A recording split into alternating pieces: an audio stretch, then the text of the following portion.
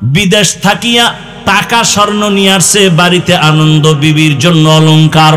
এয়ারপোর্টে এসে নামলো, স্ত্রী পরিবারের সবাই গাড়ি নিয়ে স্বামীকে আগাইয়া নিতে আসলো। গাড়ির মধ্যে উঠলো, গাড়ি চললো বাড়ির গন্তব্যে। যাইতে যাইতে কত গাড়ির মধ্যে বাচ্চা পরিবারের সাথে বহুদিনের মহব্বতের আকর্ষণীয় আনন্দ চলে। আল্লাহর কুদরতের খেলা, বাড়ি যাওয়ার কাছাকাছি গাড়িটা পানির মধ্যে চলে গেল। কয়েকদিন আগের ঘটনা দেখছো রে বাবা। ওই যুবক চোখের পানি ছেড়ে মিডিয়ার সামনে কান্না করে। মানুষ বিয়ে করে না খাইয়াও বউ পোলা নিয়ে থাকে একটা আনন্দ। আমার কপালে সে আনন্দ নাই। টাকা কামাই করার জন্য বিদেশে গেলাম, আজ আমি টাকা আর অলংকার নিয়ে আসলাম, কিন্তু আমার কপাল কেন এত খারাপ? নিজের হাতে আমার বাচ্চাটা মরে গেল চোখের সামনে, স্ত্রীকেও হারাইলাম। এখন আমি কোন ঘরে যাব?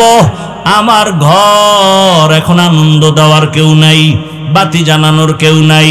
ও আমার যুবক বাবারা, সিঙ্গাপুরে যাবে, হয় না ভিসা হঠাৎ করে হয়ে গেল, টিকিটও কেটে ফেললো, আর 5টা দিন পরেই সে সিঙ্গাপুর চলে যাবে। অল্প বয়সের যুবক। 2 দিন আগে এক বন্ধু সকাল 8টায় টেলিফোন করে কয়, চল আমরা একটু নাস্তা করতে যাই। যুবক বলে, মা আমি একটু বের হচ্ছি। কেন? বলে, অমুক বন্ধু আসছে, চায়ের দোকানে যাব। ওই মরণস্রর নাম কি? বাইকটা নিয়ে বের হইয়া বন্ধুরে পেছনে নিয়ে চায়ের দোকানে যখন চালানো শুরু করলো, এমন ভাবে আঁকা বাঁকা টান দিছে, দেওয়ালের সাথে বাড়ি লেগে জাগায় বন্ধু পরে মাথায় আঘাত, জাগাত নাই। সিঙ্গাপুর মাওলায় নেয় নাই, একেবারে বাড়ির থেকে আসল বাড়ি পর্যন্ত আল্লাহ টান দিয়া নিয়ে গেল। জিন্দেগি মে বন্দেগি তু করনা হে, জিন্দেগি বে বন্দেগি শर्मिंदा है, जिंदगी बे बंदगी शर्मिंदा है। খারাপ লাগতেছে আপনাদের? আল্লাহ তাআলা বলেন, ইয়া আইয়ুহান নাস, দুনিয়ার মানুষ, আনতুমুল ফুকারাউ ইলাল্লাহ, তোমরা সব আল্লাহর কাছে ফকির। একমাত্র প্রশংসিত ধনী আমার আল্লাহ। আল্লাহর মতো ধনী আর কেউ আছে? দুনিয়ার ধনীরা দেয় কিন্তু খোটা দেয়, মনের মতো দেয় না। আর আমার আল্লাহ এত পরিমাণ দেন, বান্দার চাহিদার বেশি, খোটাও দেন না। আল্লাহ তাআলা বলেন, সাহায্য সারা চলার উপায় নাই, তবে 3 জিনিসের দুর্বলতা যার মধ্যে নেই তার থেকে সাহায্য নাও। এবার সাহায্য তো আল্লাহর থেকে নিব, কার থেকে? জোরে বলেন। আচ্ছা বলেন তো, নবীজির সাহায্যের প্রয়োজন হলে কার কাছে চাইতেন? তা আপনার আমার আল্লাহর কাছে চাইতে সমস্যা কোথায়? নবী হাদিসে বলেন, একটা জুতার ফিতাও যদি ছিঁড়ে যায় আল্লাহর কাছে বলো, কারণ আমার আল্লাহর কাছে মানুষের মতো দয়ার কোনো প্রাণী নাই। আল্লাহ সব সময় তাকায় থাকেন বান্দা কখন আল্লাহকে ডাকবে আর বলবে, ইয়া ইলাহি তু মেরা মাবুদ হ্যায়, ইয়া ইলাহি তু মেরা মাশুক হ্যায়, ইয়া ইলাহি মুঝসে মুঝকো दूर कर, ताके देखो मुझ में तुझको एक नजूर। আল্লাহর নবী বলেন, ইজা সাআলতা ফাসআলিল্লাহ, যখন তুমি সুয়াল করবা আল্লাহর কাছে সুয়াল করো। ওয়া ইজা ইসতাআনতা ফাসতাইন বিল্লাহ, যখন সাহায্য চাইবা তুমি আল্লাহর কাছে চাও। আল্লাহর কাছে চাইতে দেরি, বান্দা পাইতে মোটেও দেরি হবে না। কিন্তু আমরা আল্লাহর কাছে অনেকে চাই, অনেকে বলে চাইও পাই না, এজন্য চাই না। আল্লাহ বলেন, চাওয়ারও সিস্টেম আছে। 2 জিনিসের মাধ্যমে আমার কাছে চাও। 1 নম্বরে ধৈর্য, 2 নম্বরে হলো নামাজ। আমাদের ধৈর্যও নাই, নামাজও নেই। যেই নামাজ আমরা পড়ি, ওই নামাজ কি নামাজ? নামাজও পড়ে মিথ্যাও বলি, নামাজ পড়ি সুদ খাই, নামাজ পড়ি ঘুষ খাই, নামাজ পড়ি জুলুম করি। এরকম নামাজ এ দেশে নাই। এই নামাজ তো জান্নাতের নামাজ নয়। নামাজ কেমন নামাজ? আল্লাহ নিজেই বলে নামাজ কেমন জানো? আরাইতাল্লাযী ইউকাযযিবু বিদ্দীন ফাযালিকাল্লাযী ইয়াদউল ইয়াতীম ওয়া লা ইয়াহুদ্দু আলা তাআমিল মিসকিন। এরপরে আয়াত কি? ফাওয়াইলুল লিল মুসাল্লিন। ওয়াইল নামক জাহান্নাম নামাজি মুসল্লির জন্য। ওয়াইল নামক জাহান্নাম নামাজি মুসল্লির জন্য। কোন ওয়াইল নামক জাহান্নাম? কোন নামাজি? নামাজও পড়ে গুনাহও করে। আর যেই নামাজি নামাজ পড়বে গুনাহ করবে না, তার জন্য বিনা হিসাবে জান্নাত। এর নবীর আশিক আল্লাহর থেকে নামাজ আর সবরের মাধ্যমে সাহায্য চাও, আল্লাহ দরজা খুলে দিবেন। এরে নবীর উম্মতের দল, এই ধৈর্যের মাধ্যমে তুমি সাহায্য প্রার্থনা করো। ধৈর্য তিন প্রকার: ইবাদতের বেলায় ধৈর্য, মুসিবতের বেলায় ধৈর্য, গুনাহের বেলায় ধৈর্য। স্বামী আর স্ত্রী কথা বলতেছে, হঠাৎ করে একদিন স্ত্রী স্বামীকে বলে, তুমি আমারে কেমন মোহাব্বত করো? বলে জীবন থেকেও বেশি। বলে তার নমুনা কি? বলে তুমি যা চাইবা তাই দিব, তুমি আমার জীবন, তুমি আমার মরণ। স্ত্রী একজন দিনদারি নারী, আল্লাহ ভোলা নারী, ডাক দিয়ে কয়, হে স্বামী ভালো করে বলো, আমি যা চাইবো তাই দিবা? বলে হ্যাঁ। এবার স্ত্রী পরীক্ষামূলক বলে, ও স্বামী আমার, আমি যদি চাইলেই দাও, দেরি না করো তো আমারে 3 তালাক দিয়া দাও। কয় তালাক? স্বামী খুশি। স্বামী বলে, এটা তো দেওয়ার জন্য বলি না। বলে ওয়াদা করছো, যা চাইবো তাই দিবা, দাও, তালাক দাও। দুইজনের ভেতরে মৃদু তর্ক শুরু হয়ে গেল। সমাধানের জন্য জামানার নবীর দরবারে রওনা। রাস্তার মাঝে যাইয়া হঠাৎ স্বামী বেচারা রাস্তায় পড়ে গিয়া পা ভেঙে গেছে। নুজহাতুল মাজালিসের মধ্যে ধৈর্যের বয়ানে ঘটনা আছে। ওই আল্লাহর বান্দা যখনই পা ভেঙে চিৎকার শুরু করে, আল্লাহ তুমি আমারে মুসিবত থেকে বাঁচাও। স্ত্রী হাতটা ধইরা বলে, নবীর দরবারে যাব না, বাড়ি লও। বাড়িতে যাইয়া স্ত্রী ডাক দিয়া কয়, স্বামী আমি যে তালাক চাইছিলাম সে কথা উড্ড করে নিলাম, তালাক লাগবে না। স্বামী বলে, বিবি চাইলা কেন, আবার চাওয়ার পরে ফিরাইয়া নিলা কেন? এবার বিবি ডাক দিয়া কয়, স্বামী আমার, তুমি কি রাসূলের হাদিস শুনো নাই? রহমতের নবী বলছেন, মাইয়ুরিদিল্লাহু বিহি খাইরান ইউসিব মিন। আল্লাহ যারে বেশি আদর করে, মোহাব্বত করে, তারে মুসিবতের পরীক্ষা নেয়। আমি আমার বাবার ঘর মায়া ছাড়িয়া তোমার সংসারে আসছি খেদমত করার জন্য। এত বছর তোমার সংসার করলাম, একটা দিন কোনো মুসিবত দেখলাম না, কোনো কান্না নাই, হা হুতাশ নাই। বুঝলাম যেখানে মুসিবত নাই ওখানে আল্লাহর রহমত নাই। এজন্য কইছি ঘরে থাকবো না, যেখানে রহমত নাই ওখানে আমিও নাই। কিন্তু আল্লাহর কুদরত, যখন তুমি রাস্তার মাঝে গিয়া পড়ে গিয়া পাটা ভেঙে ফেলেছ, তখন তোমার কান্না শুরু হয়েছে। মুসিবত এসে গেছে। মুসিবত যেখানে আছে রহমত সেখানে আছে, আমিও সেখানে আছি। এ কারণে তালাক চাইয়া আবার ফিরায় নিয়েছি। আর আমরা সামান্য একটু মুসিবতে পড়লে আল্লাহরে শুদ্ধা গালি দেয়, আছে না নাই? আল্লাহ হেদায়েতের দৌলত দান করেন। আল্লাহ বলেন, আমি পরীক্ষার হলে পাঠাইছি, পরীক্ষা করিয়া তোমার ঈমানটা তাজা করব, যাচাই করব। আল্লাহর কাছে সাহায্য চাওয়ার জন্য 2 জিনিস লাগবে, ধৈর্য আর নামাজ। আমাদের ধৈর্য নাই, নামাজও নাই, এ কারণে সাহায্য চাইও আমরা পাই না। যারা আল্লাহর কাছে চাওয়ার মতো চাইছেন, আল্লাহ তাদেরকে দিয়েই দিছেন, কঠিন ভাবে দিছেন। ভাইরা আমার, আল্লাহ পাক রব্বুল আলামিনের কাছে চাইছেন, আল্লাহ নগদ দিয়ে দিছেন, বাকিতেও দেন নাই। এ দুনিয়ায় আল্লাহর এক বড় দুশমন, নাম হলো ফিরআউন। জানেননি তার স্ত্রীর নাম কি? জোরে বলেন। ও আম্মা জানেরা, ও আমার কলিজার যুবক বাবারা, বৃদ্ধ বাবাজিরা, ভালো করে শুনে নাও। ও পর্দার আড়ালের মা, এ জমিনে বড় বেঈমান আল্লাহর নামের দুশমন এমন ফিরআউন। কোরআনে যেই ফেরাউনের এত নাম চলে আসছে, এই ফেরাউনের স্ত্রী আসিয়া এত বড় বেঈমানের ঘরে সংসার করতে গিয়া আল্লাহ তাআলা আসিয়ার এমন ভাবে কবুল করে ফেললেন। আসিয়ার ব্যাপারে রহমতের নবী বলেন, কিয়ামতের দিন জান্নাতে আসিয়ার সাথে আমি মুহাম্মদের বিবাহ হবে। আরো আস্তে করে বলেন। কেমন নারী! ও পর্দার আড়ালের মা বোনেরা, ও আম্মা জানেরা, আপনাদের মতো কত মা এই এলাকায় এখনো আছে, বেপর্দায় চলে না, নামাজ ছাড়ে না, মোবাইলে সময় নষ্ট করে না, স্বামীর মাল খেয়ানত করে না। আম্মা জানেরা, আপনারা কি পারবেন না একজন ভালো নারী হবেন? ও যুবক বাবারা, আমি তোমাদেরকে যতই বয়ান করি, আমি কিন্তু এ কথা বলি না আমার মতো টুপিওয়ালা বড় হুজুর হয়ে তসবিহ হাতে নাও, স্কুল বন্ধ করে মাদ্রাসায় যাও, আমি এ কথা কিন্তু বলি নাই।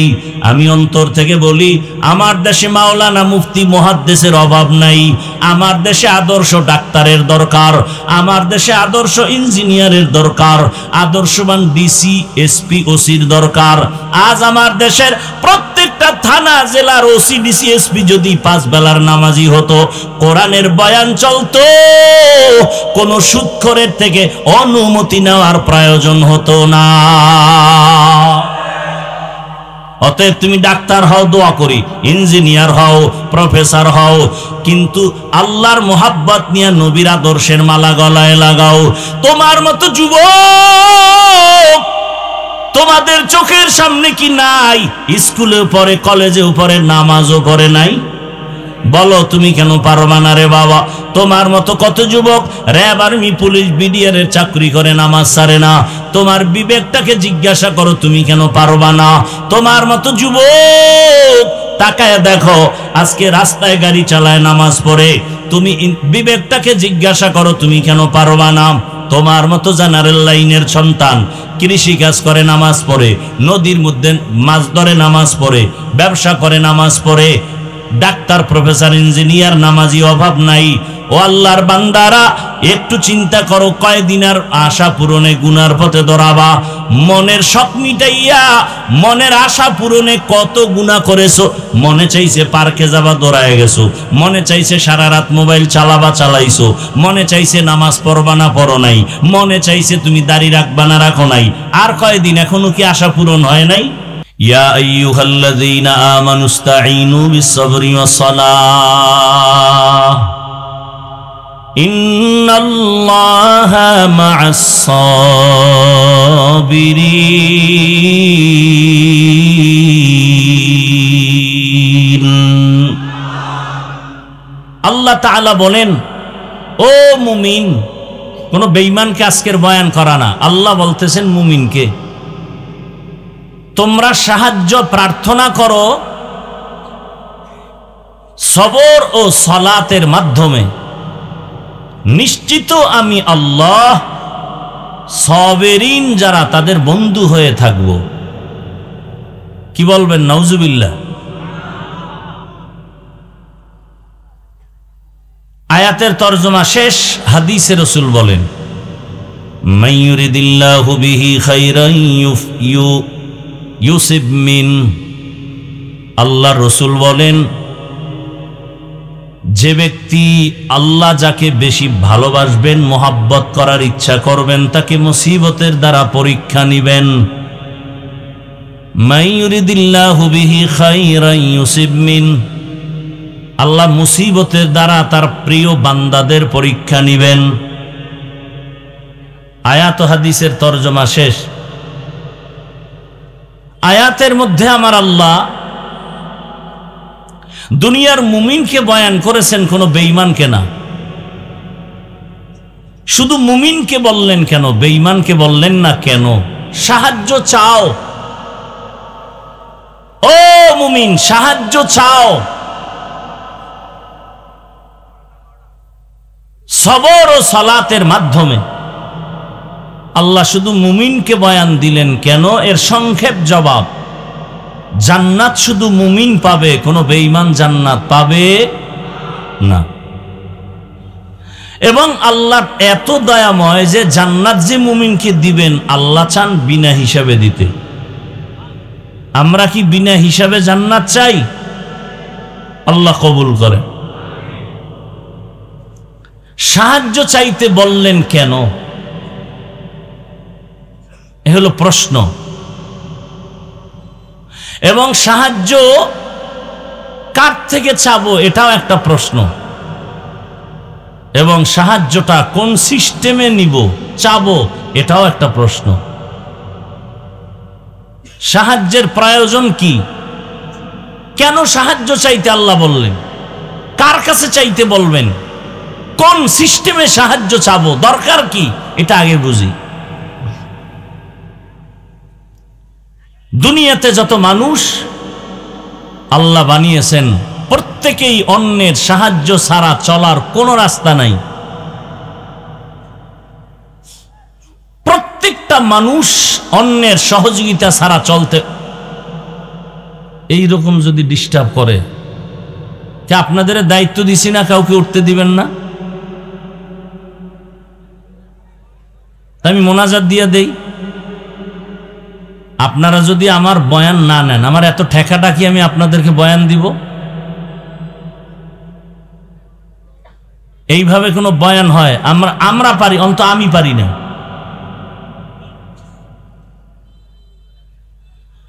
আর আমার কথা হলো, যাদের দীর্ঘ টাইম বসার অভ্যাস নাই, আপনারা কেন ভেতরে ঢুকছেন? আপনারা বাহিরে দাঁড়ায় দাঁড়ায় বয়ান শুনবেন, প্রয়োজনে আবার চলে যাবেন। চোখের নজরে যারা আছে এখানে ঢুইকা কেন ডিস্টার্ব করবেন বলেন তো? এই প্যান্ডেলটার দাম কত আপনি জানেন? এরকম একটা মজলিস আরশে আজিমে চলতেছে, আমার আল্লাহ সেখানে ওয়াজ করতেছেন, ফেরেশতারা শ্রোতা হয়ে আছে। আল্লাহ ডাইরেক্ট বয়ানের শেষে ঘোষণা দিয়ে দিছেন, এই প্যান্ডেলে যারা আছে সবার জীবনের সব গুনাহ মাফ।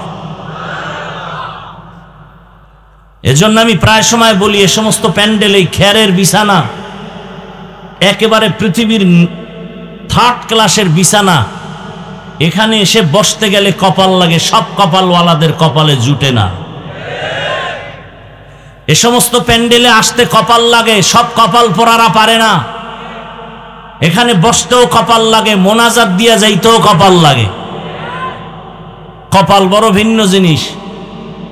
কপাল যদি পুড়ে যায় তো আমি হাফিজুর রহমান কেন আর মক্কা মদিনার ইমাম কেন? স্বয়ং রসুলের বয়ান ওই কপাল পড়ার কপালে কালেমা জুটে না। এমন কোন কপাল পড়ার নাম কি আপনাদের জানা আছে যে রসুলের হাতে কালেমা পড়ে নাই?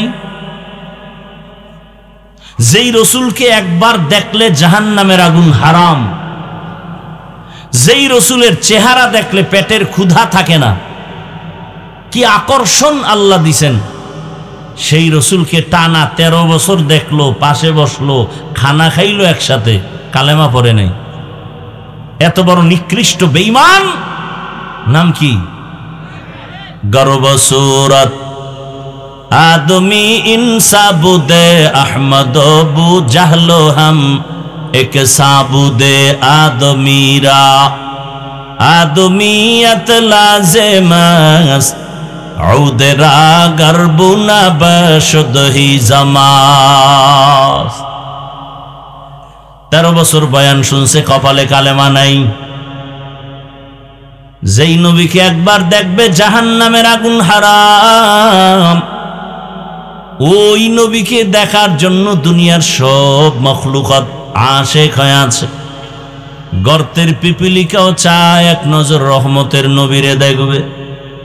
গর্তের সাপ ও অনেক দিন পর্যন্ত অপেক্ষায় আছে, রহমতের নবী আসবেন আর এক নজর দেখবেন।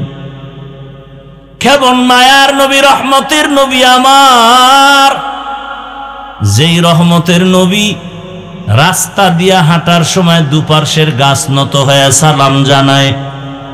কেমন মায়ার নবী আমার।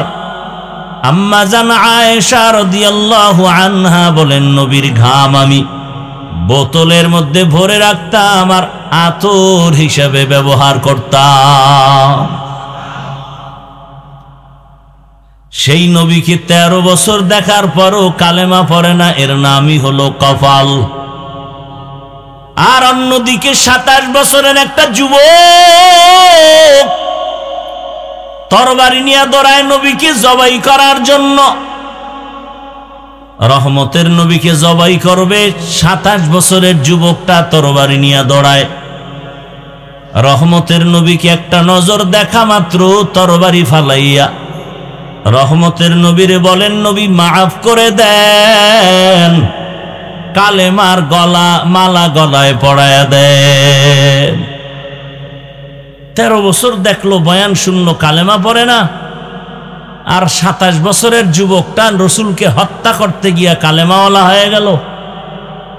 এর নাম কফা। এই ভাগ্যবান কপালওয়ালার নাম জানেন কেউ? কি? এর নাম কফা। বহুদিন ধরে এই প্রোগ্রামের প্রচারণা চলছে গোটা মুক্তাগাছা এলাকার আশেপাশে। কফালওয়ালা এমন কফাল, আসার নিয়ত করে অনেকে আসতেই পারে নাই। আর একদল আসছে ঠিক, তবে বেহেশতের প্যান্ডেলে ঢুকতে পারে নাই। এরা মার্কেটে ঘুরে আর গল্প করে আর কবিরা গুনায় লিপ্ত হয়ে আছে, নাই? আর একদল কপালওয়ালারা বেহেশতের প্যান্ডেলে ঢুকছে, কিন্তু তার কপালও বেশি ভালো না। মোবাইলটা সামনে ধরিয়া কলবের দরজা বন্ধ করে দিয়েছি। যত বয়ান সব মোবাইলে ঢুকে, কলবে ঢুকে না। বলার দায়িত্ব আমার, মানবেন কিনা সেটা আপনার চিন্তা। আর একদল কপালওয়ালারা ঠিকই বয়ান শুনতেছে, কিন্তু শয়তান ওয়াসওয়াসা দেয়, এত বয়ান শুনে লাভ কি? ওঠ, ঘন্টাকে ঘন্টা বয়ান শুনবে, 10 মিনিটের জন্য ধৈর্য ধারণ করে মোনাজাতটা দিতে পারবে না। কারণ শয়তান জানে বয়ান শুনলে তেমন ক্ষতি হবে না, মোনাজাত দিলে গুনাহ মাফ হবে, আমি ইবলিসের বড় ক্ষতি হয়ে যাবে। এজন্য দেখবেন অনেক কপালওয়ালারা বয়ান শুনে মোনাজাতের আগে চলে যায়। শয়তান ওদেরকে গ্রাস করে ফেলেছে। আল্লাহ হেদায়েতের দৌলত দান করেন। এখনো কি ব্যারাম থাকবে? আল্লাহ সবাইকে কবুল করে। আল্লাহ দুনিয়ার মুমিনকে আল্লাহ সাহায্যের জন্য বলেছেন, অথচ দুনিয়ার কোন মানুষ বেঈমানও বলেন কারো সাহায্য ছাড়া চলতে পারে না। কিন্তু মুমিনকে কেন বলেছেন, বেঈমানকে কেন বলেন না? বলে জান্নাত শুধু মুমিন পাবে, কোনো বেঈমান পাবে না। যদিও হাদিসে পাকে আছে প্রত্যেকটা বান্দার নামে জান্নাতে বাড়ি বরাদ্দ করা আছে। এবার আল্লাহ মুমিনকে জান্নাত দিতে চান, ওই জান্নাতটা তুমি দুনিয়াতেই অর্জন করো, বিনা হিসাবে দিয়ে দিব।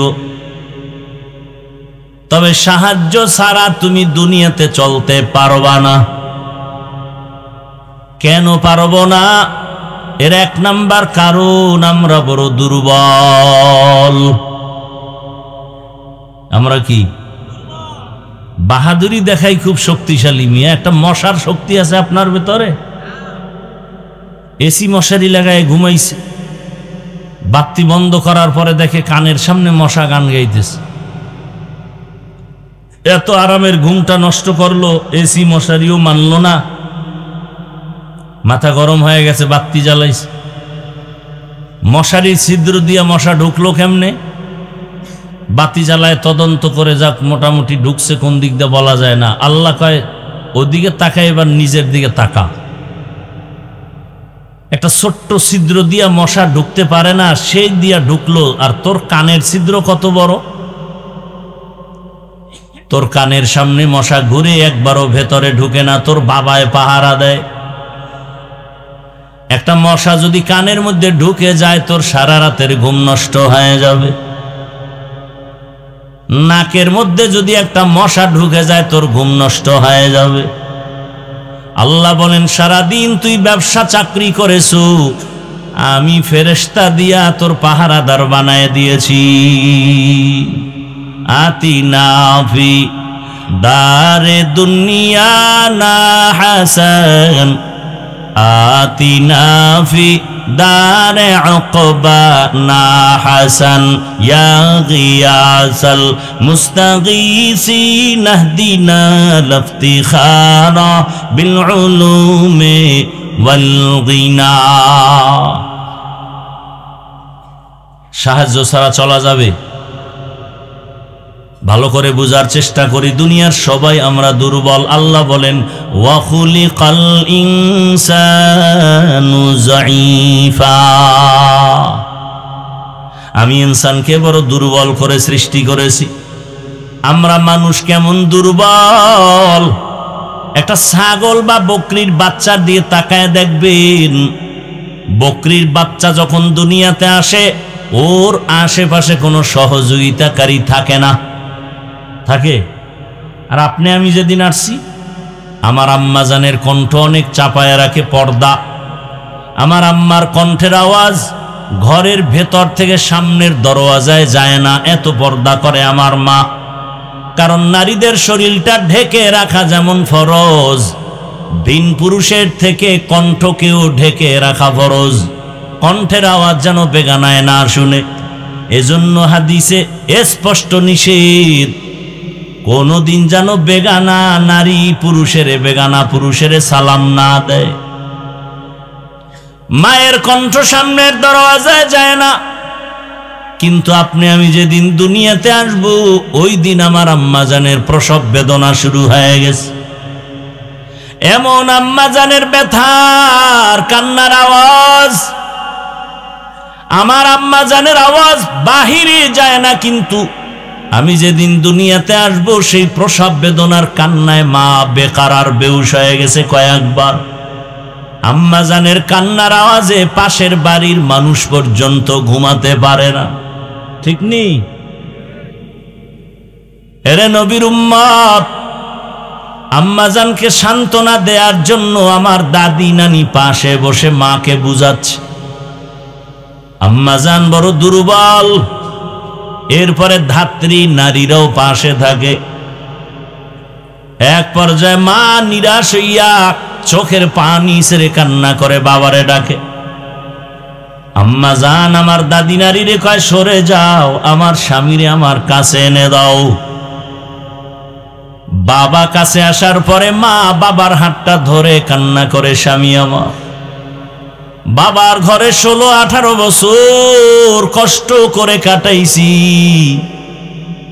আজ তোমার ঘরে বাবায় দিয়েছে, মন ভরে খেদমত করতে পারি না, দয়া করে মাফ করো, আমার উপরে কোনো দাবি রাখবা না। বাবা বলে, এত অস্থির কেন? বলে, আমি মরে যাব, কারণ 7 আসমানের বোঝ আমার মাথায় চেপেছে, প্রসব বেদনা সহ্য করতে পারি না। কত নারীর খবর শুনছি, বাচ্চা হওয়ার সময় দুনিয়া থেকে বিদায় নিয়ে গেছে। ও স্বামী, আমার জন্য দোয়া করিও, আল্লাহ যেন আমাকে দয়া করে মাফ করে দে। খেদমতের ত্রুটি যদি হয়, দয়া করে ক্ষমার দৃষ্টিতে দেখিও। বাবা আমার মায়ের হাত ধরে বুঝায়, ধৈর্য ধারণ করো, আল্লাহ হেফাজত করবেন। বাবা দৌড়ায় গিয়া ওযু বানাইয়া সেজদায় পড়ে কান্না করে, হে মালিক, তুমি আমার স্ত্রীকে ধৈর্য ধারণের সাথে সুস্থ করে দাও, আমার বাচ্চাটাকেও তুমি সুস্থতার সাথে দুনিয়াতে পাঠাও।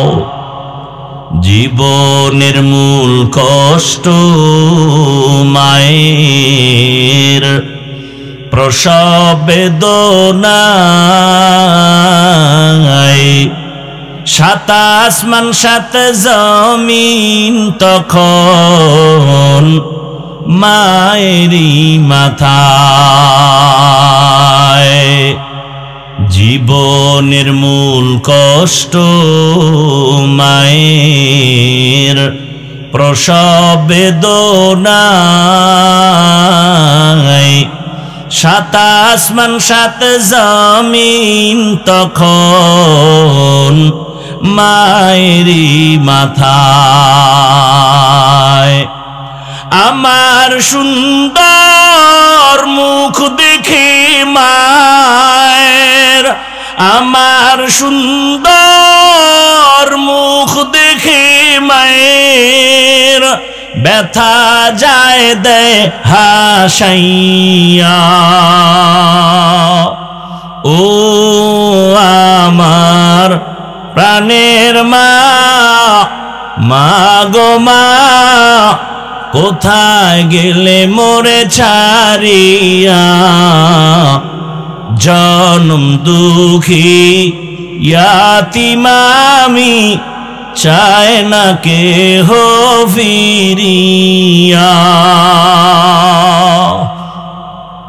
আমি যখন ছিলাম আমার মায়ের উদরে,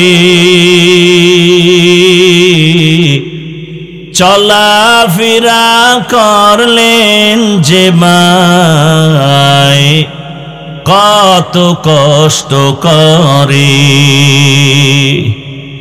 আমি যখন ছিলাম আমার মায়ের উদরে,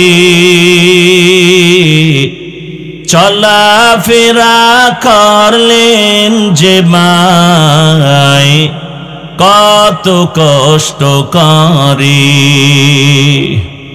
এমন মাকে কেমনে আজি, এমন মাকে কেমনে আজি যাব আমি ভুলিয়া।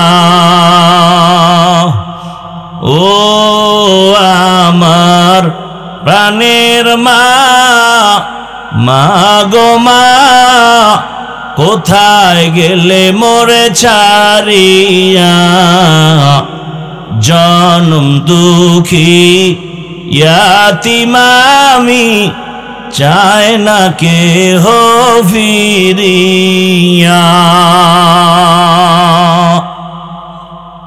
মাগো আমি ইয়াতীম বলে সবাই দেয় তাড়াইয়া, দুঃখের সাথে দিন কাটাই মা, পেটে ক্ষুধা নিয়া। মাগো আমি ইয়াতীম বলে সবাই দেয় তাড়াইয়া, দুঃখের সাথে দিন কাটাই মা, পেটে ক্ষুধা নিয়া। ঘুমের মাঝে মাকে দেখে, ঘুমের মাঝে মাকে দেখে, কেন্দে দেই বুক ভাসাইয়া। ও আমার প্রাণের মা, মা গো মা, কোথায় গেলে মোরে ছাড়িয়া? জনম দুঃখী ইয়াতীম আমি, চায় না কেহ ফিরিয়া। খেদমতে মা দর পে দর কুন সুবহ শাম, তাকে বাসি দর্দ আলম নেক নাম। সাহায্য ছাড়া চলার কোনো রাস্তা খোলা নাই। আল্লাহ আমাদের দুর্বল করে বানাইছেন। আমরা মানুষ একটা মশার কাছে দুর্বল, পিপিলিকার কাছেও দুর্বল। এমনকি আমি প্রায় সময় বলি, মানুষের হাতে বানানো পাতলা 2 টাকা দামের একটা ব্লেটের কাছে আমরা দুর্বল। এক কথায় জবাব, আমাদের মতো দুর্বল কোনো প্রাণী এই জমিনে তালাশ করে পাবেন না। আমরা খানার বেলায় দুর্বল, হাঁটার বেলায় দুর্বল, ঘুমের বেলায় দুর্বল, মেধার বেলায় বড় দুর্বল। একটা একটা বুঝাইতে গেলে অনেক সময় চলে যাবে। বড় বড় সমুদ্রের মধ্যে নীল তিমি আছে, এক একটা নীল তিমির প্রতিদিনের খানার তালিকা 1000 কেজি চিংড়ি মাছ খায় এক একটা নীল তিমি। কে খাওয়ায়? আরো জোরে বলেন। এক একটা নীল তিমির প্রতিদিনের খাদ্য 1000 কেজি চিংড়ি মাছ।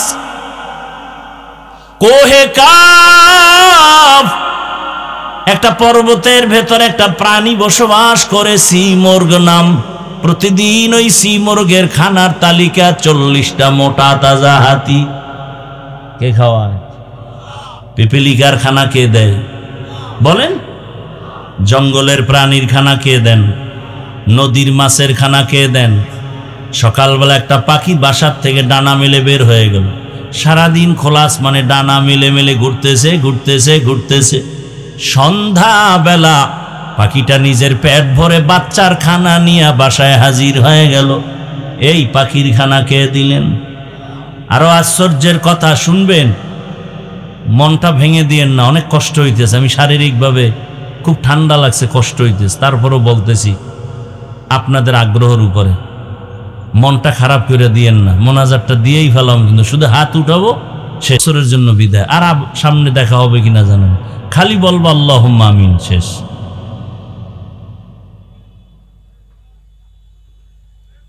আসলে যে বলছি কপাল, কি বলছিলাম মনে আছে? বলি না একটু আগে, 13 বছর বয়ান শুনেও কপাল খুলে না, আর রসুলকে জবাই করতে গিয়েও কি কপাল খুলে গেছে। এমন খোঁড়া খুলছে ওমরের কপাল যে ওমর মসজিদে বই একটা আওয়াজ দিছে 2000 কিলোমিটার দূরে ইরানে, সেই ওমরের আওয়াজ সে ডাইরেক্ট শুনে গেছে। এমন কপাল খুলছে ওমরের যে রাস্তা দিয়ে এখন ওমর চলে, ওই রাস্তায় শয়তান আসে না। একটা যুবক মদের বোতল নিয়ে হাঁটতেছে আর গান গাইতেছে, ওমরের দেখা সেই ভয়, ওমর এখনো নজর দেয় নাই। ওমর আসতেছে, মদ বোতল নিয়ে যুবক কাঁপতেছে। ওমর যদি মদের বোতল পায় তাহলে কোনো কথা নাই, তরবারি রেডি, কল্লা ফালায় দিবে। কথার আগে তরবারি। কি পাওয়ার আল্লাহ ওমরকে দিছেন! শয়তান ওমরের ভয় পায়। এখন যুবকের চোখে চোখে পড়ে গেছে, মদের বোতল ফালাইয়াও দিতে পারে না, ওমর দেখে বলাইছে। যুবক কি করবে? মনে মনে আল্লাহরে ডাক দিয়েছে, মাওলা তুমি ওমরের হাত থেকে আমাকে বাঁচাও, আমি আর জীবনে মদ পান করব না। ওমর আইসা খায়, তোর হাতে কি বোতল দে। ও তো কাঁপতেছে, খায় কাঁপো কেন, দে। যুবক তো খাঁটি তওবা করে ফেলছে। বোতলটা ওমরের হাতে নিয়ে উপরে উঠায় তাকায় দেখে 1 ফোঁটা মদ বোতলে নাই, টোটাল বোতলটা সাদা দুধে ভরা। খাকো বাদো আবো আতিশ বান্দা বামানে তু মুর্দা বা হক জিন্দা। ঘুমে ধরছে আপনাদের? আমি জানি জাতি সারা রাত মোবাইলের হক আদায় করে ঘুমায় না, সারা রাত গুনার প্র্যাকটিস চলে ঘরে ঘরে। আল্লাহ হেদায়াত দান করুন। আল্লাহ তাআলা আমাদেরকে খানার বেলায় দুর্বল করে বানাইছেন, মেধার বেলায় আমরা বড় দুর্বল। দেখেন, আমি বয়ান করি ঠিকই, কিন্তু যদি আমাকে কোনো মাসআলার ফতোয়া জিজ্ঞাসা করেন, বলবা আমি পারবো না, মুফতি সাহেবের কাছে যাও। ঠিক নি? মুফতি সাহেব ফতোয়া দিব, এই কাম আমার না। তাহলে আমি যত মেধা সম্পন্ন হই না কেন, মুফতি সাহেবের কাছে আমি দুর্বল আছি না নাই? MBBS ডাক্তারের সার্টিফিকেট নিয়ে সবাই বসছে, এক একজন এক এক সাইড। মেডিসিনের ডাক্তারের কাছে গিয়া যদি কোন স্যার আমার কানের মধ্যে সমস্যা, কয় নাক কান গলার কাছে যা। আমি পারুম না। নাক কান গলাওয়ালা ভাই, তুমি আমার পেটের লিভারের চিকিৎসা দাও, বলে আমি পারবো না, এই বিষয় বিশেষজ্ঞ আর একজন। দুনিয়াতে আমরা মেধার বেলায় দুর্বল, খানার বেলায় দুর্বল। অর্থাৎ দুনিয়াতে যত দুর্বলতা আছে সব আমার মধ্যে আছে। আল্লাহ তাআলা বলেন, তোমারে দুর্বল করে বানাইছি আমি। এরপরে তুমি জান্নাতের পথে যদি আগাইতে চাও, ওই দুর্বলতা নিয়ে আগাইবা তো পারবা না, কারণ তোমার পেছনে আবার 3 দল শয়তান আছে, তোমার পেছনে টানে জান্নাতে যাইতে দিবে না। একদল মানুষ শয়তান, আর একদল জিন শয়তান, আর একটা হলো নফস শয়তান, যেটা বডির মধ্যে কাজ করে। এই 3 শয়তান আমাকে ধোঁকা দেয়, ওদিকে আমি নিজেই সৃষ্টিগতভাবে দুর্বল। আবার যেই দুনিয়াতে আমি চলে জান্নাতের পথে আগাবো, সেই দুনিয়ার পরিবেশটাও বড় খারাপ, দুনিয়ার পরিবেশটাও বড় দুর্বল। ডানে গুনাহ, বামে গুনাহ, সামনে গুনাহ। ঘর থেকে বের হব গুনাহ, ঘরের মধ্যে গুনাহ, কানের মধ্যে আওয়াজ আসে গুনার আওয়াজ, চোখের সামনে গুনাহ। এত কিছু ট্যাকেল দিয়া সামনে জান্নাতের পথে আগানো আমি দুর্বলের দ্বারা সম্ভব না, অন্যের সাহায্য নিতেই হবে। এই হলো একটা আল্লাহর দিকের বুঝ। আর একটা বুঝ কি?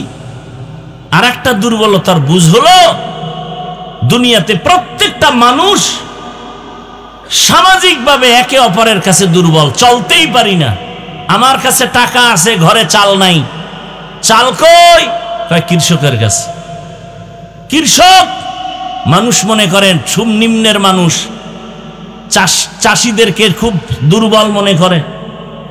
ও কয় বড় লোক, তুমি যতই বাহাদুরি করো, তোমার পকেটের টাকা আমাকে দাও তো আমার চাল তোমার ঘরে যাবে, না হয় যাবে না। কি তাহলে বড় লোক যতই বাহাদুরি করি, আমার টাকার বাহাদুরি চলবে না। আমি চালওয়ালার কাছে দুর্বল, মাছওয়ালার কাছে দুর্বল। 200-400 হাত পানির মধ্যে গিয়া যদি জেলেরা ইলিশ মাছের জাল না ফেলায়, এই জাতির কপালে ইলিশ মাছ কখনো জুটবে না। তাহলে জেলের কাছে আমি ইলিশ মাছ খানেওয়ালা বড় দুর্বল। এইভাবে আমি গাড়ি চালাই, গাড়িতে আসছি, কিন্তু ড্রাইভার আমাকে টেনে নিয়ে আসছে, আমি পারতাম না। আল্লাহ বুঝায় দিলেন তুমি স্বয়ং সম্পূর্ণ না। একদিক দিয়া তোমার সম্মান ঠিক রাখার জন্য একটা গুণ দিলাম, অহংকারী যেন না হও, অন্য দিকটা দুর্বল করে রাখলাম। তুমি দুনিয়াতে সম্মানে বেঁচে থাকতে একটা গুণ দিলাম, এই গুণ হইয়া তোমার গুণে গুণান্বিত হয়ে যেন তুমি অহংকারী হয়ে না যাও, এজন্য আরেক সাইড দুর্বল করে দিল। আল্লাহ ব্যালেন্স করে দিয়েছেন আমাদের জীবনকে। ভাইরা আমার, জীবন বড় বিপন্ন আমার। এই দুর্বলতার মধ্যে তুমি যদি আগাইতে চাও, অন্যের সাহায্য নিবা। এতক্ষণ আলোচনার দ্বারা বুঝাইতে চাইছি আমরা কারো সাহায্য ছাড়া চলতে পারবো না, এটা বুঝাইতে চাইছি। এতক্ষণ আলোচনায় কি বুঝতে পারলেন যে সাহায্য লাগবে? কি লাগবে না লাগবে না? দুনিয়ার লাইনেও লাগবে, আখেরাতের লাইনেও লাগবে। একজন ভালো ডাক্তার হতে হলে লেখাপড়া শুধু সার্টিফিকেট যথেষ্ট হবে না, বড় এক অভিজ্ঞ ডাক্তারের কাছে গিয়ে প্র্যাকটিক্যাল ট্রেনিং নিতে হবে। দুনিয়ার লাইনেও দুর্বল, আখেরাতের লাইনেও দুর্বল। এখন অন্যের সাহায্য ছাড়া চলা যাবে না। অন্যের সাহায্য কার থেকে নিব? যার মধ্যে 3টা দুর্বলতা নাই, তার থেকে সাহায্য চাইলেই পাওয়া যাবে। 1 নাম্বার, যার মধ্যে কোনো পিছুটান নাই। 2য় দুর্বলতা, যার কোনো অভাব নাই। 3য় দুর্বলতা, যার কোনো স্বার্থ নাই। এই 3টা দুর্বলতা যার মধ্যে নাই, তার থেকে তুমি চাইলেই পাওয়া যাবে। এবার দুনিয়া তালাশ করে দেখলাম, পিছনে টান নাই এমন কোনো মানুষ নাই। প্রত্যেকটা মানুষের পেছনে টান, মা টানে, বাবায় টানে, সন্তান, স্ত্রী, পরিবার। পিছনে টান নাই এমন কোনো মানুষ নাই। 2 অভাব। দুনিয়াতে অভাব ছাড়া কোনো মানুষ নাই। বলে কেমন? যে যত বড় টাকাওয়ালা তার অভাব তত বেশি। গরিবের অভাব 100 টাকায় সমাধান হয়, বড় লোকের অভাব 1,00,000 টাকায় সমাধান হয় না। দুনিয়ার সবাই অভাবী, এ কারণে গরিবের দেয় না, বরং বড় লোকেরা গরিবেরটা জুলুম করে অনেকে খায়। অভাবী না থাকলে গরিবের বেতন মারে। অভাবী যদি না থাকে তো শ্রমিকের টাইম মতো বেতন দেয় না, আন্দোলন করে কেন? বেতন নেওয়ার জন্য। তাহলে আমরা বুঝলাম অভাব ছাড়া দুনিয়াতে কোনো মানুষ নাই, পিছনে টান ছাড়া কোনো মানুষ নাই। 3 নাম্বার দুর্বলতা, স্বার্থ। দুনিয়াতে তালাশ করে দেখেন স্বার্থ ছাড়া কোনো মানুষ আসেনি। আমি খুঁজে দেখলাম দুইজন পেয়েছিলাম যার কোনো স্বার্থ নাই, মা আর বাবা। কিন্তু সোনার বাংলায় তাকায় দেখলাম স্বার্থের টানে কত মা কত বাবা তার সন্তানকে জবাই পর্যন্ত করেছে এই দেশের মধ্যে। কথা ঠিক নেই? আদালতে গিয়া মামলা করে মা বাবা সন্তানের বিরুদ্ধে। কত মা বাবা আপন সন্তানটাকে অন্যের কাছে বিক্রি পর্যন্ত করেছে, সেই ঘটনাও এদেশে হয়েছে। ফাইনাল বুঝে গেলাম এই দুনিয়ায় স্বার্থ ছাড়া কোনো মানুষ নাই। তাহলে দুনিয়াতে সবাই পিছে টানওয়ালা, দুনিয়ায় সবাই অভাবী, দুনিয়ার সবাই স্বার্থপর। অতএব দুনিয়ার এই গুণে গুণান্বিতদের কাছে সাহায্য চাইলে পাওয়া যাবে না। এই তিনটা দুর্বলতা নাই, তার কাছে সাহায্য চাইতে হবে। হিসাব মিলাইয়া দেখলাম এই তিনটা দুর্বলতা নাই একজন, আর তিনি হলেন আমার আল্লাহ। এবার বলেন, আমার আল্লাহর পিছনে টান আসেনি? আল্লাহর ছেলে মেয়ে আছে?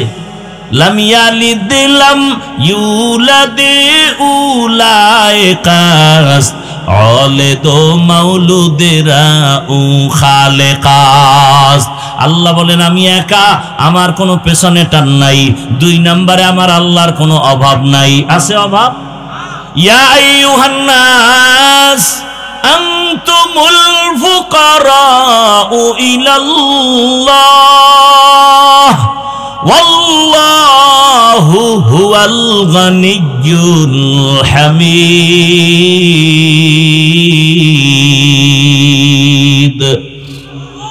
गर तवक्कुल मी कुनिहार सुबह शाम मेरा सानद रिज़्क़ तू अज़ला मकाम जुज़बा हक़ची ज़े मखाज़ इंसो जा फज़ले उआ मस्ते दर जुमला जहा। ময়মনসিংহ এলাকায় বিশেষ করে মুক্তাগাছা থানায় আমার জানা মতে কোনো গ্রাম বাদ আছে কিনা যে আমি বয়ান করি নাই। সপ্তাহে সপ্তাহ মুক্তাগাছা ঘুমাইতাম আর প্রতিদিন 1-2টা বয়ান করতাম। তখন আমি ছাত্র। এরপরে আস্তে আস্তে ব্যস্ততাও বেড়ে গেল, আসি না। এই সমস্ত অঞ্চলগুলোতে আসলে মনের আবেগ নিয়ে আসি, কিন্তু মানুষের মন বোঝা বড় কঠিন। এই জন্য চেষ্টা করি না আসার জন্য। কারণ এখন মন কিভাবে রক্ষা করব সেই মেডিসিন আমার জানা নাই। কি বয়ান দিলে এরা বসে থাকবে, কি বয়ান দিলে এগো তৃপ্তি হবে, এই মেডিসিন তো আমার জানা নাই। বাট আমাকে যদি বলে দেওয়া হয় যে এই লাইনে আপনি কথা বলেন, তখন কিছুটা অনুভব হবে, বুঝতে পারবো যে এই লাইনে বয়ান লাগবে। হ্যাঁ, জীবনটা বড় কষ্টের তো বাবা, লেখাপড়া করছি বড় কষ্ট করে, আর এই স্টেজে উঠছি বহু আল্লাহওয়ালার থাপ্পড় খেয়ে, লাথি খেয়ে। তারা কেমন ছিলেন জানেন? বয়ান যখন তারা করতেন, মাঠের মধ্যে গলা কাটা মুরগির মতো মানুষ লাফাইতো আর চিল্লাইতো। আল্লাহর কসম করে বলতেছি, আমরা তাদের লাথি খাইয়ে এখানে আসছি। বয়ানের টাইমে কেউ পান খাবে, স্টান উঠায় তার মাথায় বাড়ি মারত। এরকম আল্লাহর ওলিদের লাথি খেয়ে থাপ্পড় খেয়ে এখানে আসছি। এজন্য কোরআনের বয়ান চলবে আর আপনি চা পান করবেন আর পান খাবেন, এটা বরদাস্ত করতে পারি না। লড়াচড়া করবেন না, সে বয়ান তো করি না যে জিকিরে লাগায় আমি একটু চা খাবো, আমিও তো খাই না। বয়ান চলতেছে, ধারাবাহিক চলতেছে, একটা মানুষ চোখ ডানবাম করার সুযোগ নাই। এজন্য একজন আল্লাহর বড় বুজুর্গ বলছেন, বয়ান ওয়াজ হওয়ার জন্য 2 পুঁজি লাগে, নাইলে ওয়াজ হয় না, শুধু আওয়াজ হয়। আওয়াজ এক পুঁজি আল্লাহর রহমত, আর এক পুঁজি উপস্থিত শ্রোতাদের একনিষ্ঠ আকর্ষণ আর দিলের মোহব্বত। এই 2 জিনিস থাকলে ওয়াজ হয়। আর সেই ওয়াজে কলবের মধ্যে গিয়া আসর করে, বাড়ি মারে, আর চোখ থেকে পানি আসে।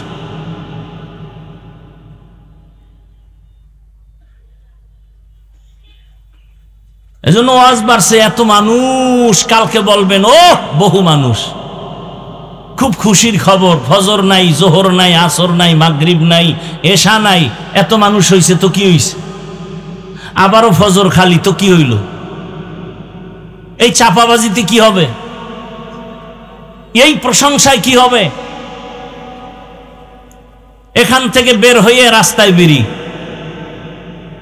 ওয়াজে আসছে, বেলুন কিনছে, বেলুন, প্লাস্টিকের মাছ, এডি লয়ে যাব বাড়ি, বউ জিগাইলে বলবে মোনাজাতে বেলুন কবুল হয়ে গেছে। এরা আসছে ওয়াজ শুনতে, আর ওয়াজের নামে মার্কেটে ঘুরে নারী পুরুষ যুবক যুবতী অবাধে ঘুরতেছে, হাসি তামাশা করতেছে, খাইতেছে। কি হবে বলেন? এখানে বেহেশতের বাগান, মার্কেট ওখানে জাহান্নামের টুকরা। পরীক্ষা চলতেছে, কই ঢুকতেছো হিসাব মিলা। আজরাইল কিন্তু ধাক্কা দিলে ঘুমের মধ্যে তুই নাই। কি জিন্দেগি মে বন্দেগি তু করনা হে, जिंदगी बे बंदगी शर्मिंदा है, जिंदगी बे बंदगी शर्मिंदा है। খারাপ লাগতেছে আপনাদের যুবক বাবারা? আল্লাহ সবাইকে কবুল করেন, হেদায়েতের নূর আল্লাহ আমাদেরকে দান করে। আল্লাহ পাকে মাহফিল হেদায়েতের জন্য কবুল করে। সাহায্য ছাড়া চলার উপায় কার থেকে নিব? যার তিনটা দুর্বলতা নাই। তিন দুর্বলতা নাই কার? জোরে বলেন। আল্লাহ তাআলা বলেন, ইয়া আইয়ুহান নাস, দুনিয়ার মানুষ, আনতুমুল ফুকারাউ ইলাল্লাহ, তোমরা সব আল্লাহর কাছে ফকির। একমাত্র প্রশংসিত ধনী আমার আল্লাহ। আল্লাহর মতো ধনী আর কেউ আছে? দুনিয়ার ধনীরা দেয় কিন্তু খোটা দেয়, মনের মতো দেয় না। আর আমার আল্লাহ এত পরিমাণ দেন, বান্দার চাহিদার বেশি, খোটাও দেন না। আল্লাহ তাআলা বলেন, সাহায্য সারা চলার উপায় নাই, তবে তিন জিনিসের দুর্বলতা যার মধ্যে নেই তার থেকে সাহায্য নাও। এবার সাহায্য তো আল্লাহর থেকে নিব, কার থেকে? জোরে বলেন। আচ্ছা বলেন তো, নবীজির সাহায্যের প্রয়োজন হলে কার কাছে চাইতেন? তা আপনার আমার আল্লাহর কাছে চাইতে সমস্যা কোথায়? নবী হাদিসে বলেন, একটা জুতার ফিতাও যদি ছিঁড়ে যায় আল্লাহর কাছে বলো, কারণ আমার আল্লাহর কাছে মানুষের মতো দয়ার কোনো প্রাণী নাই।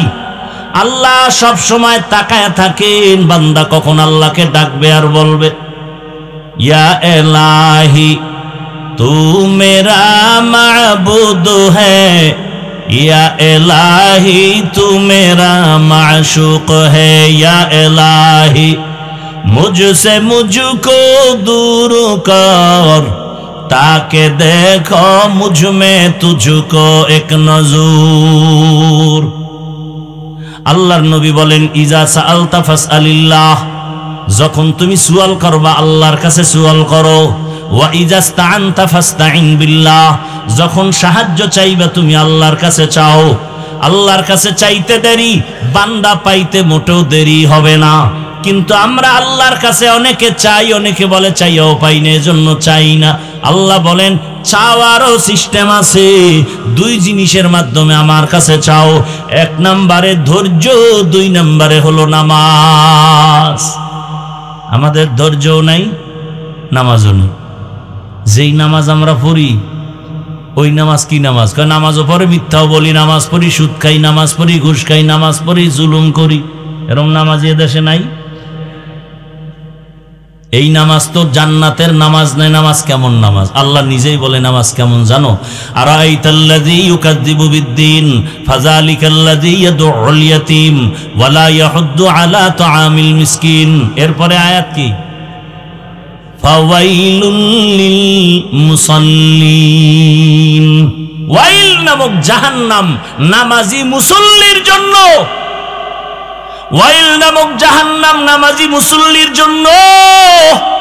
কোন ওয়াইল নামক জাহান্নাম? কোন নামাজি? নামাজও পড়ে, গুনাহও করে, আর যেই নামাজি নামাজ পড়বে গুনাহ করবে না তার জন্য বিনা হিসাবে জান্নাত। এর নবীর আশিক আল্লাহর থেকে নামাজ আর সবরের মাধ্যমে সাহায্য চাও, আল্লাহ দরজা খুলে দিবেন। এর নবীর উম্মতের দল, এই ধৈর্যের মাধ্যমে তুমি সাহায্য প্রার্থনা করো। ধৈর্য তিন প্রকার: ইবাদতের বেলায় ধৈর্য, মুসিবতের বেলায় ধৈর্য, গুনাহের বেলায় ধৈর্য।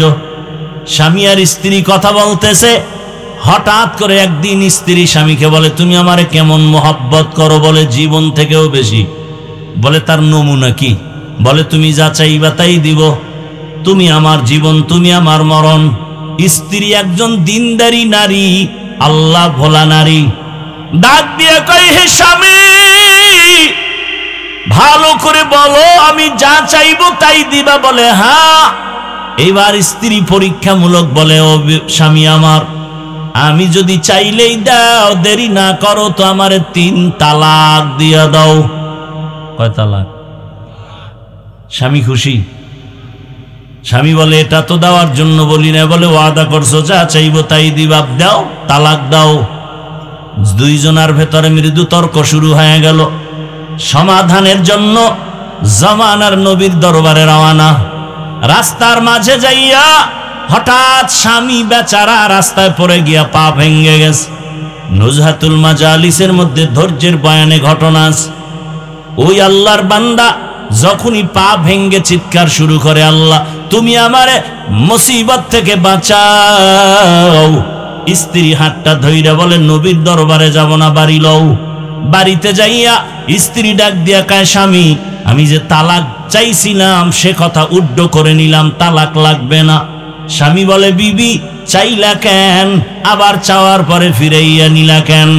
এবার বিবি ডাক দিয়া কয়, স্বামী আমার, তুমি কি রাসূলের হাদিস শুনো নাই? রহমতের নবী বলছেন, মাইয়ুরিদিল্লাহু বিহি খাইরান ইউসিব মিন। আল্লাহ যারে বেশি আদর করে, মোহাব্বত করে, তারে মুসিবতের পরীক্ষা নেয়। আমি আমার বাবার ঘর মায়া ছাড়িয়া তোমার সংসারে আসছি খেদমত করার জন্য। এত বছর তোমার সংসার করলাম, একটা দিন কোনো মুসিবত দেখলাম না, কোনো কান্না নাই, হা হুতাশ নাই। বুঝলাম যেখানে মুসিবত নাই ওখানে আল্লাহর রহমত নাই। এজন্য কইছি ঘরে থাকবো না, যেখানে রহমত নাই ওখানে আমিও নাই। কিন্তু আল্লাহর কুদরত, যখন তুমি রাস্তার মাঝে গিয়া পড়ে গিয়া পাটা ভেঙে ফেলেছ, তখন তোমার কান্না শুরু হয়েছে। মুসিবত এসে গেছে। মুসিবত যেখানে আছে রহমত সেখানে আছে, আমিও সেখানে আছি। এ কারণে তালাক চাইয়া আবার ফিরায় নিয়েছি। আর আমরা সামান্য একটু মুসিবতে পড়লে আল্লাহরে শুদ্ধা গালি দেয়, আছে না নাই? আল্লাহ হেদায়েতের দৌলত দান করেন। আল্লাহ বলেন, আমি পরীক্ষার হলে পাঠাইছি, পরীক্ষা করিয়া তোমার ঈমানটা তাজা করব, যাচাই করব। আল্লাহর কাছে সাহায্য চাওয়ার জন্য 2 জিনিস লাগবে, ধৈর্য আর নামাজ। আমাদের ধৈর্য নাই, নামাজও নাই, এ কারণে সাহায্য চাইও আমরা পাই না। যারা আল্লাহর কাছে চাওয়ার মতো চাইছেন, আল্লাহ তাদেরকে দিয়েই দিছেন, কঠিন ভাবে দিছেন। ভাইরা আমার, আল্লাহ পাক রব্বুল আলামিনের কাছে চাইছেন, আল্লাহ নগদ দিয়ে দিছেন, বাকিতেও দেন নাই। এ দুনিয়ায় আল্লাহর এক বড় দুশমন, নাম হলো ফিরআউন। জানেননি তার স্ত্রীর নাম কি? জোরে বলেন। ও আম্মা জানেরা, ও আমার কলিজার যুবক বাবারা, বৃদ্ধ বাবাজিরা, ভালো করে শুনে নাও। ও পর্দার আড়ালের মা, এ জমিনে বড় বেঈমান আল্লাহর নামের দুশমন এমন ফিরআউন। কোরআনে যেই ফেরাউনের এত নাম চলে আসছে, এই ফেরাউনের স্ত্রী আসিয়া এত বড় বেঈমানের ঘরে সংসার করতে গিয়া আল্লাহ তাআলা আসিয়ার এমন ভাবে কবুল করে ফেললেন। আসিয়ার ব্যাপারে রহমতের নবী বলেন, কিয়ামতের দিন জান্নাতে আসিয়ার সাথে আমি মুহাম্মদের বিবাহ হবে। আরো আস্তে করে বলেন, কেমন নারী! ও পর্দার আড়ালের মা বোনেরা, ও আম্মা জানেরা, আপনাদের মতো কত মা এই এলাকায় এখনো আছে বেপরদায় চলে না, নামাজ ছাড়ে না, মোবাইলে সময় নষ্ট করে না, স্বামীর মাল খেয়ানত করে না। আম্মা জানেরা, আপনারা কি পারবেন না একজন ভালো নারী হবেন? ও যুবক বাবারা, আমি তোমাদেরকে যতই বয়ান করি, আমি কিন্তু এ কথা বলি না আমার মতো টুপিওয়ালা বড় হুজুর হয়ে তসবিহ হাতে নাও, স্কুল বন্ধ করে মাদ্রাসায় যাও। আমি এ কথা কিন্তু বলি নাই। আমি অন্তর থেকে বলি, আমার দেশে মাওলানা মুফতি মুহাদ্দিসের অভাব নাই। আমার দেশে আদর্শ ডাক্তারের দরকার, আমার দেশে আদর্শ ইঞ্জিনিয়ারের দরকার, আদর্শবান ডিসি এসপি ওসির দরকার।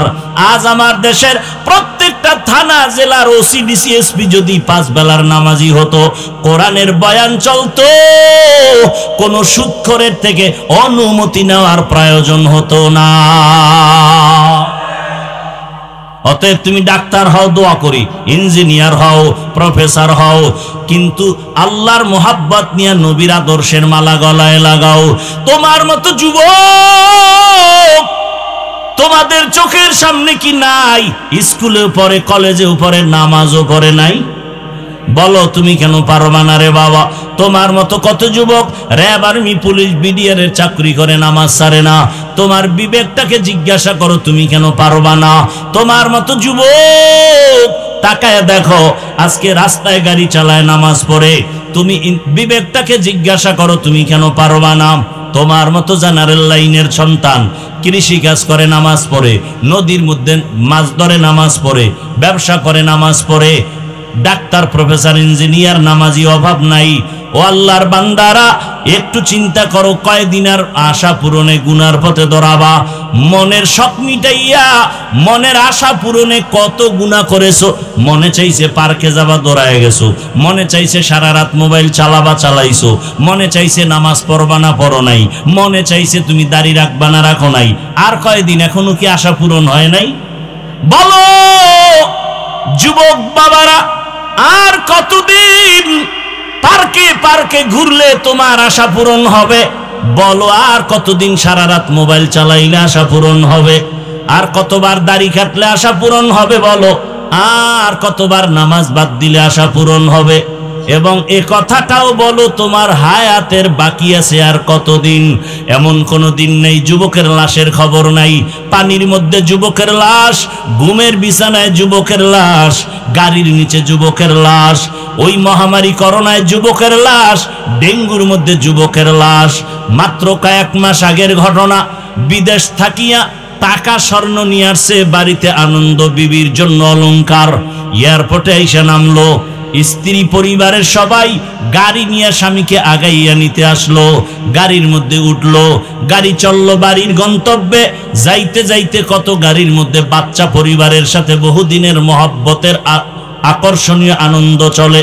আল্লাহর কুদরতের খেলা, বাড়ি যাওয়ার কাছাকাছি গাড়িটা পানির মধ্যে চলে গেল। কয়েকদিন আগের ঘটনা দেখছো রে বাবা। ওই যুবক চোখের পানি ছেড়ে মিডিয়ার সামনে কান্না করে। মানুষ বিয়া করে না খাইয়াও বউ পোলা নিয়ে থাকে একটা আনন্দ। আমার কপালে সে আনন্দ নাই। টাকা কামাই করার জন্য বিদেশে গেলাম, আজ আমি টাকা আর অলংকার নিয়ে আসলাম, কিন্তু আমার কপাল কেন এত খারাপ? নিজের হাতে আমার বাচ্চাটা মরে গেল চোখের সামনে, স্ত্রীকেও হারাইলাম। এখন আমি কোন ঘরে যাব? আমার ঘর এখন আনন্দ দেওয়ার কেউ নাই, বাতি জানানোর কেউ নাই। ও আমার যুবক বাবারা, সিঙ্গাপুরে যাবে, হয় না ভিসা হঠাৎ করে হয়ে গেল, টিকিটও কেটে ফেললো, আর 5টা দিন পরেই সে সিঙ্গাপুর চলে যাবে। অল্প বয়সের যুবক। 2 দিন আগে এক বন্ধু সকাল 8টায় টেলিফোন করে কয়, চল আমরা একটু নাস্তা করতে যাই। যুবক বলে, মা আমি একটু বের হচ্ছি। কেন? বলে, অমুক বন্ধু আসছে, চায়ের দোকানে যাব। ওই মরণস্রোর নাম কি? বাইকটা নিয়ে বের হইয়া বন্ধুরে পেছনে নিয়া চায়ের দোকানে যখন চালানো শুরু করলো, এমন ভাবে আঁকা বাঁকা টান দিছে, দেওয়ালের সাথে বাড়ি লাইগা জাগায় বন্ধু পরে, মাথায় আঘাত, জাগাত নাই। সিঙ্গাপুর মাওলায় নেয় নাই, একেবারে বাড়ির থেকে আসল বাড়ি পর্যন্ত আল্লাহ টান দিয়া নিয়ে গেল। ও যুবক বাবা, ইদানিং কালে যত লাশের খবর, যুবকের লাশ, মনটাকে একটা কথাই বুঝাও যে আমার মতো যুবক জেনারেল লাইনে থাইকাও যদি স্কুল কলেজে পড়ে নামাজ পড়ে আমি কেন পারি না? চাকরি করে, ব্যবসা করে, কৃষি কাজ করে, শ্রমিকের কাজ করে, আমি কেন পারি না? এখনো সময় আছে, তওবা করো। ও পর্দার আড়ালের মা, ওই ফেরাউনের স্ত্রী আল্লাহকে এতবার রাজি করে ফেললেন যে নবী নিজে বলে গেছেন আসিয়ার সাথে আমার বিবাহ হবে জান্নাতের ভেতরে। আসিয়া ফেরাউন একদিন দেখে আসিয়ার জবান থেকে আমার আল্লাহর নাম বের হয়ে গেছে। ফেরাউন কয়, এই আসিয়া, কার নামটা নিলা? বলে আমার রব। ফেরাউন বলে, মিশরের রব তো আমি, তুমি আবার কারে রব বলো? বলে, তোমারে যিনি বানাইছেন তিনি আমার রব। ফেরাউন বলে, সর্বনাশ, তুমি আমাকে রব মানো না? বলে, না, মানি না। এবার বুঝানো শুরু করলো, একবারের জন্য হলেও তুমি আমাকে রব বলো, আস্তে আওয়াজ দিয়া বলো। আসিয়া কয়, ঈমান আমার আল্লাহর জন্য এনেছি, মরিয়া গেলে যাব। আমার আল্লাহ তো এমন দুর্বল না যে তোমাকে আসতে বললে শুনবেন না। আমার আল্লাহকে আর ফাঁকি দেওয়া যাবে না। ফেরাউন সোজাভাবে যখন পারে নাই, এবার বাঁকা হইয়া খানা বন্ধ, ঘুমের বিছানাও নাই, কষ্ট দিতে দিতেও ফেরে না। এক পর্যায়ে ফেরাউন সিদ্ধান্ত নিল আসিয়াকে শুলিবিদ্ধ করে ফাঁসির মঞ্চে মেরে ফেলা হবে। ঘোষণা হয়ে গেল আসিয়ার ফাঁসি হবে অমুক দিন। মিশরের ময়দানে হাজারো লাখো মানুষের সমাগম হয়ে গেল।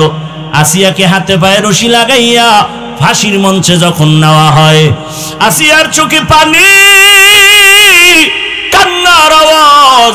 হঠাৎ করে তাকাইয়া দেখে জামানার নবী মূসা ওই পথ দিয়া হেঁটে যায়। মূসা নবী তাকাইয়া দেখে আসিয়াকে ফাঁসির মঞ্চে নেয়। আসিয়া ডাক দিয়া কয়, নবী আপনি জানেননি আমি আসিয়ার হালাত কি? বলে, জানি। বলে, আপনি শুনছেন এই ফেরাউন আমাকে এখন শুলিবিদ্ধ করে মেরে ফেলবে? আসিয়া কান্না করে। মূসা নবী বলে, হ্যাঁ শুনছি। নবী আপনি আমার জন্য দোয়া করবেন। আসিয়া কিন্তু এই মূসা নবীকে শিশুবেলা লালন করার কারণে মাওলার কাছে দামি হয়ে গেছে, এজন্য হেদায়েতের দরজাও খুলে গেছে। নবী মূসা, এখন আমি দুনিয়ার থেকে চলে যাব, আপনি তো ফাঁকে ফাঁকে আমার আল্লাহর সাথে কথা বলতে যান, একটু আমাকে বলবেন এই মুহূর্তটা আমার মাওলা আমার উপরে কেমন আছেন? মূসা নবী কয়, রে আসিয়া, আমার আল্লাহ তোমার উপরে এখন খুশি। কোরআনের আয়াত। আসিয়া এবার এই কথা শুই না চোখের পানি সারিয়া আসমানের দিকে একটা তাকায়া মোনাজাত দিছে, ক্বালাত রব্বি ইবনিলি ইনদাকা বাইতান ফিল জান্নাহ। আসিয়া ডাক দিয়া কয়, রে মালিক, এত বড় ক্ষমতাওয়ালা ফেরাউনের ঘরে থাইকা আমারে থাকার জায়গা দেয় নাই, খানাও দেয় নাই রে আল্লাহ, শুধু তোমার মোহাব্বতের কারণে বিদায় বেলা তোমার কাছে একটা দাবি,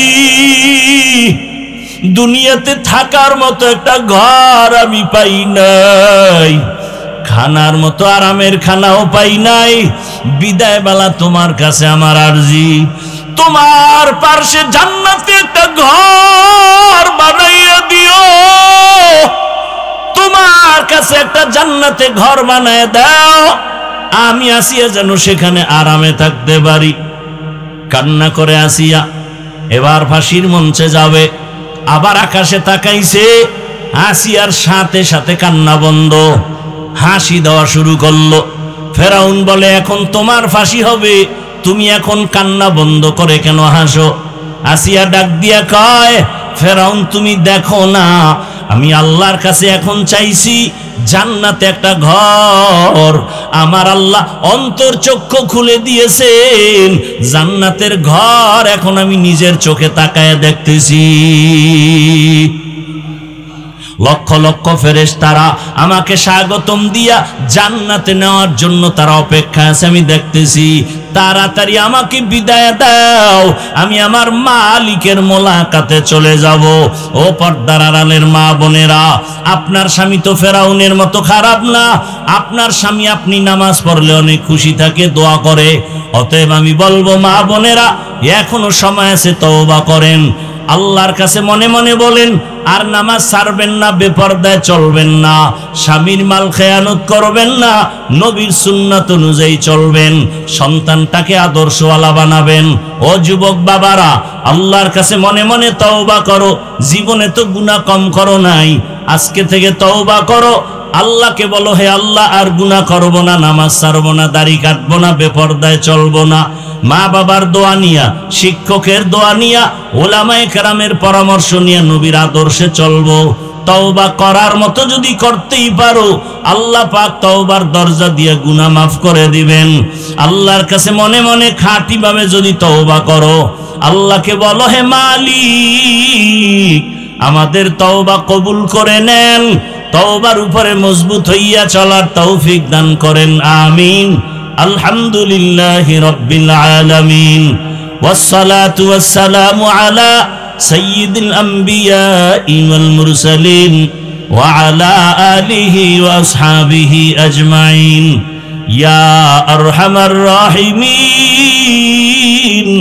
ইয়া আরহামার রাহিমিন, ইয়া আরহামার রাহিমিন। রব্বিরহামহুমা